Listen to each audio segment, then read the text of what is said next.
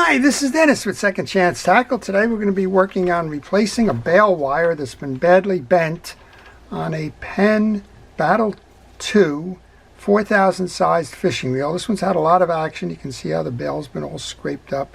You can also follow the line of the bale and see that it's been severely bent, and what happens is from time to time that causes the bale to kind of dance. It doesn't reset all the way. It should be back down here. It's all because of that bent wire. Now, in a pinch, you could try to reshape this bale, but this is a hollow bale, and well, sometimes it just doesn't work. Since the part is available, the best thing to do is just go get a new bale wire and replace that. And we're going to service this reel while we're at it. If we weren't going to service it, if we weren't concerned about the bale springs or anything else, then it would be a fairly simple task, because you would take the wire off of the arm, and then this is a 180-degree turn to remove the wire. But since I'm going to be servicing the whole reel, I thought might as well just show you that, and show you the way that I prefer to do the bale wires, which is with the rotor removed from the reel. Well, we're going to start by taking off the exterior pieces. We've just removed the spool and the adjuster knob. And while I do that, I want to encourage you to subscribe to the channel if you'd like to learn about fishing reel service and repair. If you'd like to do that as a hobby, or maybe even if you're thinking about kind of starting a little bit of a business there, servicing other people's reels, then the whole channel is designed around teaching you just how to do that, whether it's servicing your own reels, a particular reel, or a whole bunch of different reels. Subscribing will show you the variety of the reels that I work on, and well, you'll get to learn a little bit about each one in terms of how they're used, how to service them, how to keep them fishing for a long time, how to repair them should there be an issue like this bale. And well, if you like those kinds of things, again, please subscribe. If you do subscribe, try using that notification button. That notification button will let you know when I'm posting a new video, and you can see if that's one you'd like to watch. Well, these Penn battles have been around a while now. This is the second version of them, and they're tried and true technology. The good news is they've sold an awful lot of these, and well, parts are still generally available for most of them. We just removed the bump cap by taking the screw off. Now we're going to remove the 3 side plate screws so that we can get inside the gearbox here. Those are held on by 3 Phillips head screws. In this case, 3 kind of dirty Phillips head screws. You can always kind of judge when the reel was last serviced by, well, what you can observe in the reel. Dried greases, lack of oil, dirt. All will tell you that it's probably been more than a year since it's been serviced. And well, I recommend that you service the reel annually. That way you can avoid some problems. Now, this problem probably occurred because that bale got whacked on something. It either got dropped on the floor of a boat, a deck, maybe it hit a pier rail, maybe it got jammed in the trunk of a car. You never know exactly what it is, but something definitely had a force to it that caused that wire to bend. And well, we'll just get that replaced and get this up and going again. We removed the 3 screws. Now you can remove the plate, and again, you can see evidence here that blue grease is now brown, which tells you that it's been a while since it's been serviced. With the plate open, we're going to remove the axle shaft. That would be your next. There's a small screw holding it on. And when I remove my pieces and parts, I put those into a parts tray. That way I don't lose them when it comes time to reinstall. This is a good place to test now. We've removed the screw that holds the axle shaft to the crosswind block. Pull that out. Make sure it comes out nice and easy. If it's not coming out easy, these reels have a tendency to have a bent axle shaft. Particularly if you see something like this, where there's been some force on it that bent the bale wire. Well, that same force could bend an axle shaft. All right. With the screw removed, we can remove the crosswind block. And when I remove the pieces and parts, I like to clean them before I go much further to the next piece or part. I also like to make sure that they're not damaged or worn. If that's the case, you know you're going to need to get a replacement. And in this case, the crosswind block, well, it doesn't wear much, but just check that inner groove, make sure that it's not dirty, not clogged with old greases and oils. Next up then, we can pull the main gear. The main gear's got, well, a lot of that old dried grease in it. That needs to be cleaned up as well. And I use a variety of things to clean. I'm using a cotton swab right here to get that old grease out. That should be blue, not brown. So you know that it's been in there a while. It's gathered all the dirt, debris that comes inside the case. And that's yet another reason why the reel should be serviced on a regular basis. If you get dirt and debris in there, sometimes you're in a saltwater environment, you get that micro salts and sands in a reel, and well, they can chew up these gears. The Battle II variety had kind of a zinc gear, zinc alloy gear. They can get chewed up pretty easily. So just take your time, clean it up. Make sure that you inspect the teeth after you've cleaned them. Make sure you check the back teeth as well. Those back teeth drive the oscillation gear, which we'll take out next. You just want to make sure that it's all nice and clean. We have a bearing on there as well, and underneath that bearing there is a shim.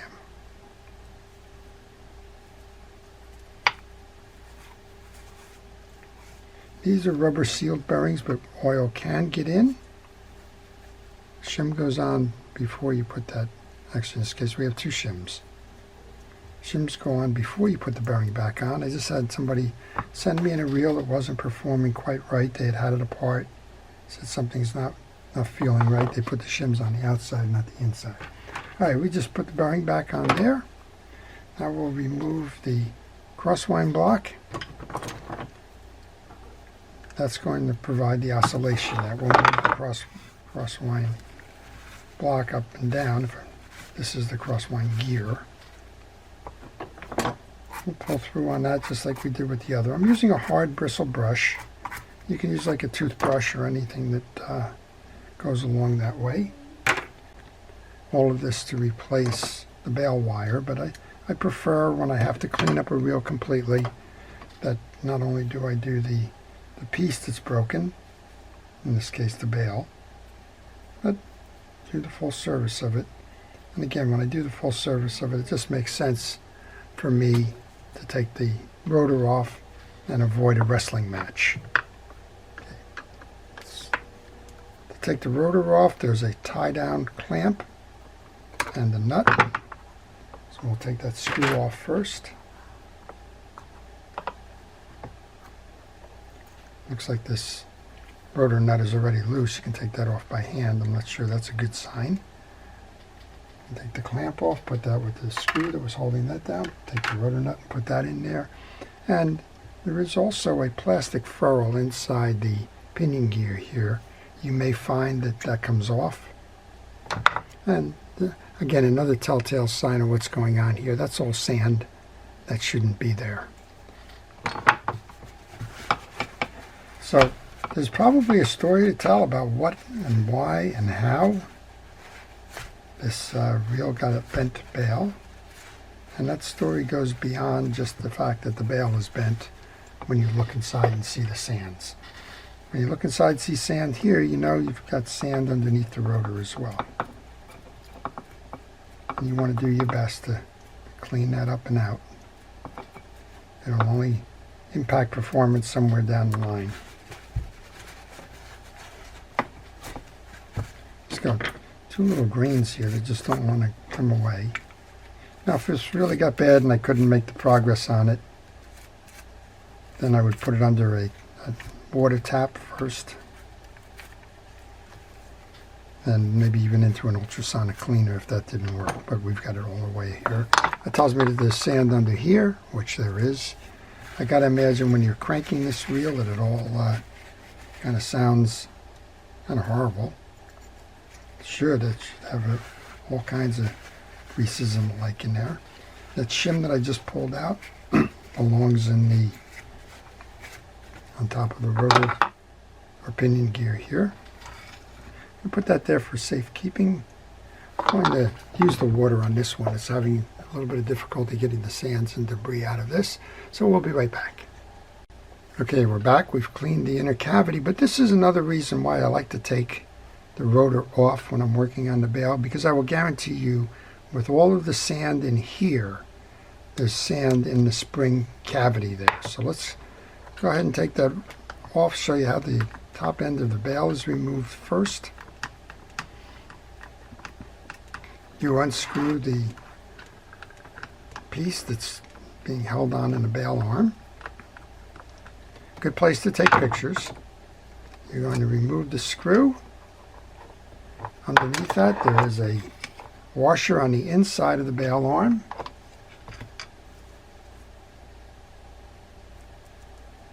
And we have the line roller mechanism. And then this should be just plain bale wire there. This has got that offset where you turn it 90 degrees or 180 degrees and the wire comes off. Before I go put the other one back on, we got to take a look at what's going on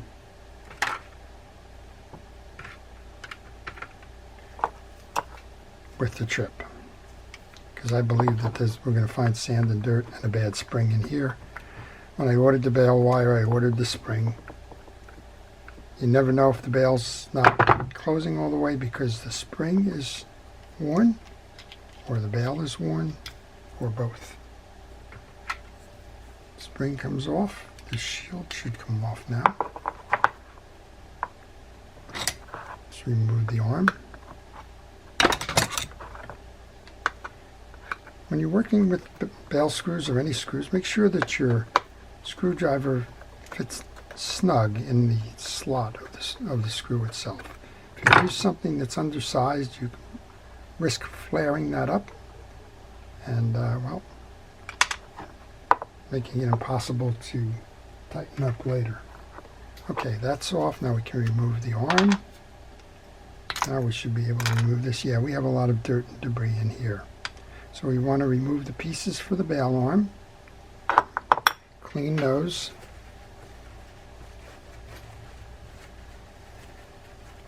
This is a Z-shaped bar. The long part is the one that's going to come through for the trip. Again, you can see the dirt and debris that's accumulated inside here. Probably even some sand. Again, a lot of stuff that doesn't belong there.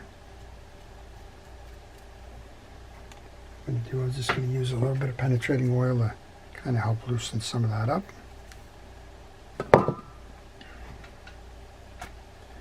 Another Q-tip or cotton swab. Q-tip police will come after me.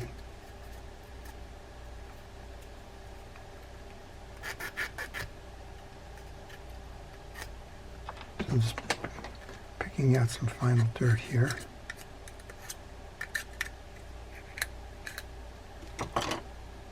Then I want to make sure that we have this cavity cleaned here because there was dirt on the inside of this. So we need to take care of that as well.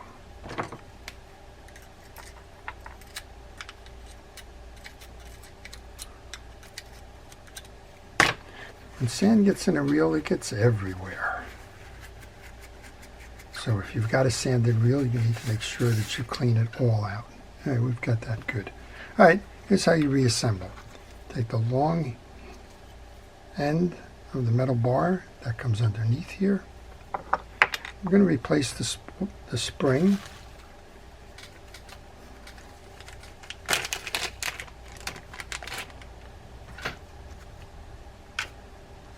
There's a little arm with a stud on it, goes on one side of the spring. Yep, drop the bar out.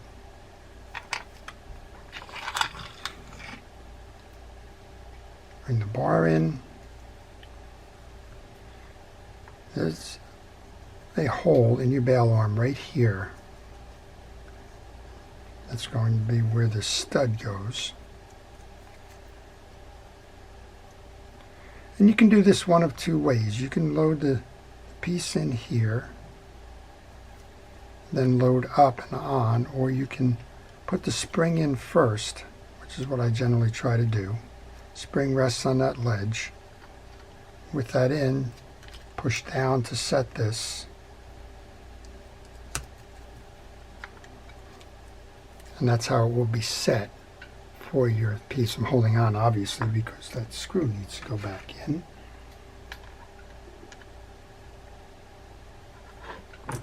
And then once I take that screw off, I can release the tension. All right, finishing off the screw. If you want to test it at this point, just hold your finger on the bottom of the spring, pull down. That should pull this bar down all the way. It does. And then it should fire back up, which it does. There's a little bit more dirt on the inside of the cover here, so we'll take care of that as well. And when you're working with sand and dirt and debris and the like, just make sure it doesn't get on your bench. So I generally will use a paper towel here for cleaning purposes, try and keep it off. But we're pretty good there. All right, this goes back on. Seat that up to your parts tray and get this screw that holds that tight.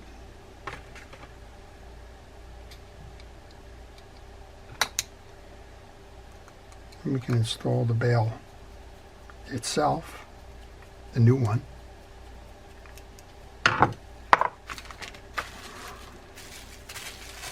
And this is the reverse of the way that we took it off. You want to bring that into the dead end or dead arm. You're going to bring that in at about a 90 degree or 180 to the finish point, I guess 90. Bring it up so that it goes like that. Flip it over. Before you install, make sure you grab your line guide carrier. Then we have the washer that's going to sit inside the arm.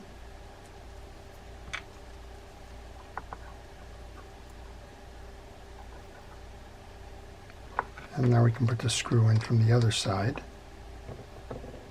Tighten that up and finish that off.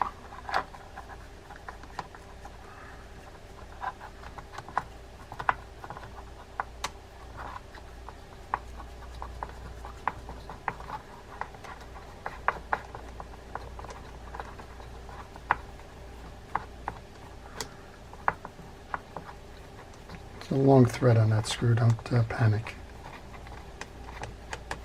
Okay, now if you take a look at the shape of that bail and the shape of this one, you can see why there was so much torsion on it. This one being completely bent, not only bent in and out, but also bent sideways. You can see the ramping going on there.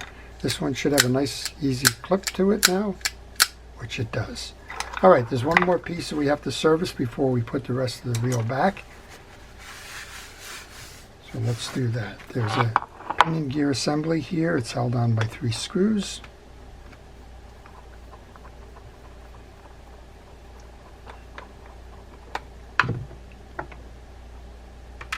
Just like I've done with everything else, I want to take the screws and put them into my parts tray.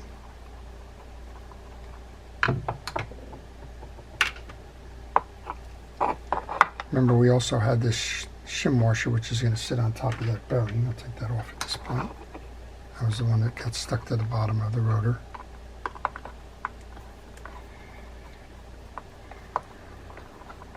And we should have 2 bearings and an anti-reverse clutch in here. So this is pretty typical of a Penn Battle. You have a bearing, again shielded, inside a carrier. On the carrier, the lower portion of the carrier has an indent in it. So make sure when you reinstall that the smaller section goes there. Again, you can put a drop of oil in it. It's rubber sealed. If you let it around long enough, chances are some of that will seep in. Our anti-reverse clutch, our spacer and inner clutch piece. Then I think we just have a plain shielded bearing. Nope, we have a rubber shield underneath here. The smaller bearing goes below. And just like we've done with the other pieces, we're going to take the bristle brush. Notice that there's a shim washer on the bottom of this. Pull through to make sure that the teeth are all clear, inspect them, and then we can re-grease.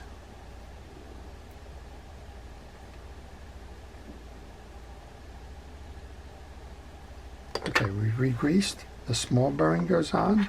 Again, you've got a plastic ferrule in here. If it came out, that's where it belongs. That snugs up the axle shaft on the inner piece. You do not oil or grease an anti-reverse clutch. You can clean it, inspect it, but do not oil it. On the main bearing up top, remember we have the short side which goes below, or the smaller inner diameter.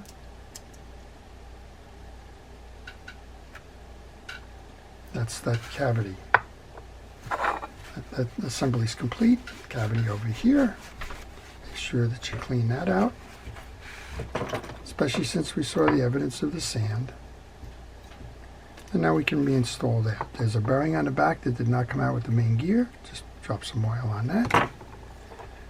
Bring your assembly for your top end in.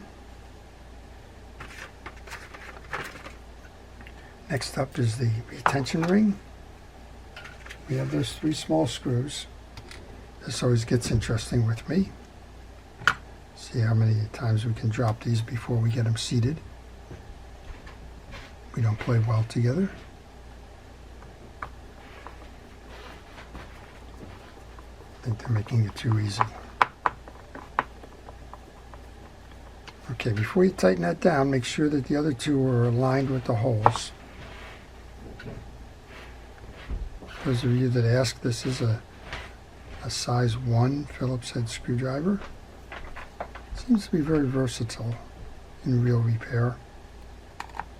I have a series of micro drivers. I have larger ones as well, but this one, for whatever reason, seems to grip a lot of the screws and get it done. So, and yes, it is from Harbor Freight, for those wondering. Okay, we're down 2. 1 more.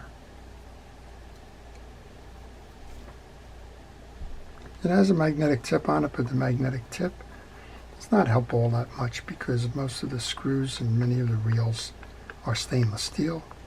Stainless is non-magnetic. All right. Here's that washer now that goes with the pinion gear stack between the bearing and the rotor. Next up then is the rotor.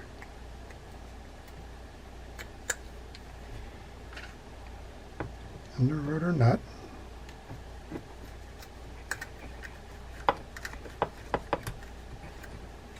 If I remember this.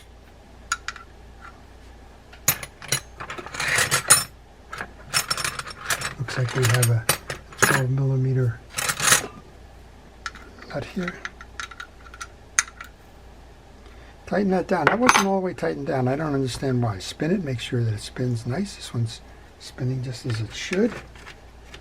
Don't forget your clamp.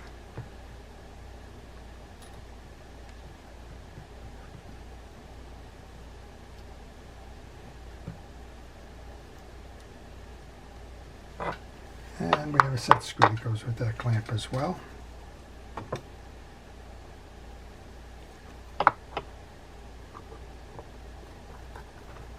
I think Battle just released the Battle 4. So this is a couple of generations old now. But there really hasn't been that much change in the Battle line. Some cosmetic changes. I think they added a bearing. They may have upgraded the gearing. I think that probably is what's gone on since the Battle II. You probably have some kind of brass alloy or something in the gearing now. All right, the oscillation gear is in. Next up, go ahead and get a little bit of grease onto the back side of the crosswind block. Make sure when you load the crosswind block that it is on the stud of the crosswind gear.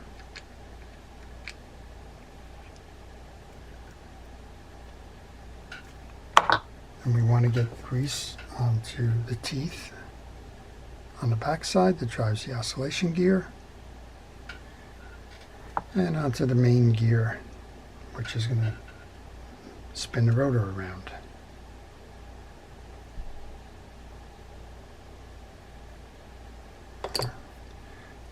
Once that's buttered up, if you will, let's get that in. Now we can grab our axle shaft. Make sure it's clean and free of debris. You can put a light coating of grease, but again, that plastic washer on the inside of your pinion gear is going to hold this pretty tight. So if you put a lot of grease on there, it's just going to scrape it off when you get to put it through there. All right, there's a flat Phillips head screw that goes into the crosswind block to hold your axle shaft. And we're getting close to the point where we'll see how we did. Before I put that on, I'm just going to take a moment here to use a little bit of rod and reel cleaner to clean the case. It's easier to do it out here than when it's on the reel. I use a kitchen scrubby.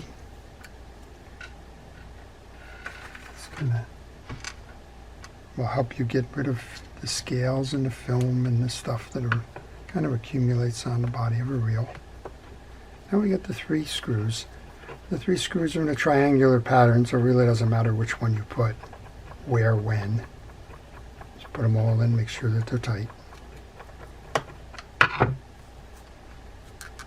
They also have little plastic washers on it. They're transparent, so you may not see them in the video here, but they are definitely here.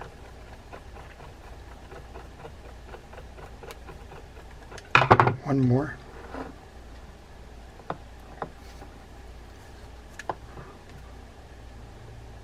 And we'll put that bump guard on, take a look at the drag washers, finish the service of the reel, see how the bail performs, see how we did.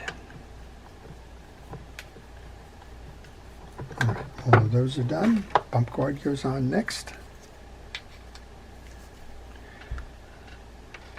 And the only piece I have in my parts tray right now is the spring that I replaced on the bail. So we're good. All of the pieces that came off of the reel are back on the reel. That's always a good sign. All right.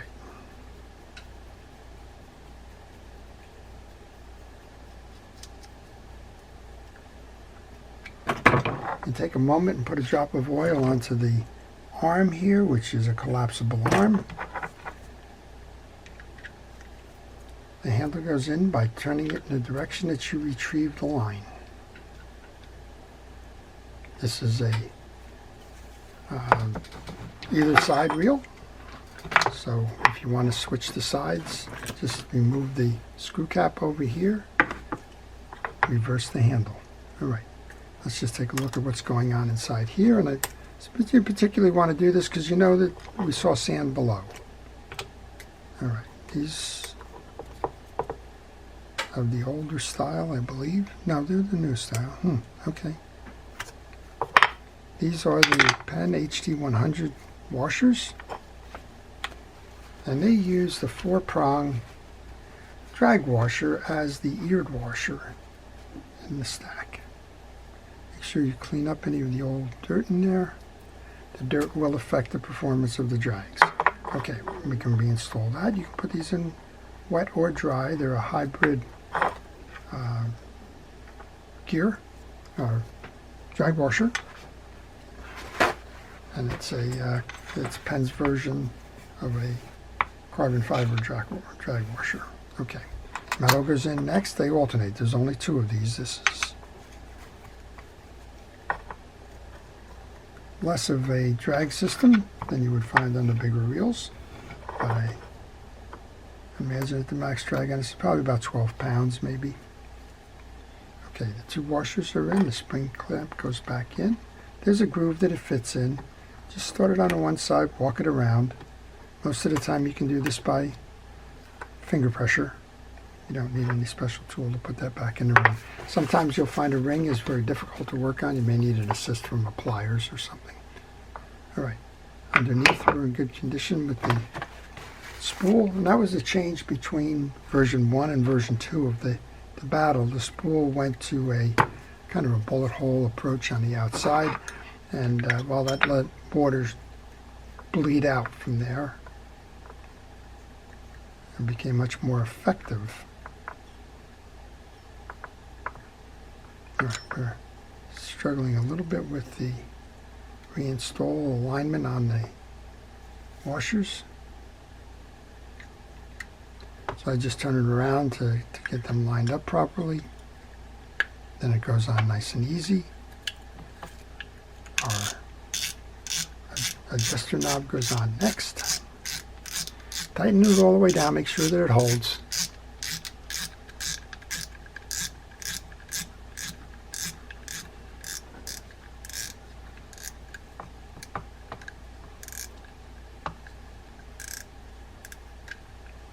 And then back it off. If you back it off, it takes the tension off the drag washers and preserves its useful life. Okay, there we go. A little bit more, I guess, one more piece on the arms here with the cleaner. Cleaner stays on here. It's got enough to finish the reel. Okay, let's see what we did. Give it a spin. Spins nice and easy. All that sand is out of there, not a threat. More importantly, how's the bail doing? That was the issue before. Nice, free, easy trip on the bail. That's exactly what the doctor ordered. Well, success. Before I leave, I want to take a moment to thank our first responders of police, fire, safety, rescue, everybody involved in keeping us out of harm's way. I appreciate your career choice and your dedication to task. I want to thank everybody for watching. I want to encourage you to subscribe. And if you have any questions, leave those in the comment section. I will try to answer those for you. This is Dennis with Second Chance Tackle, wishing everybody a great day.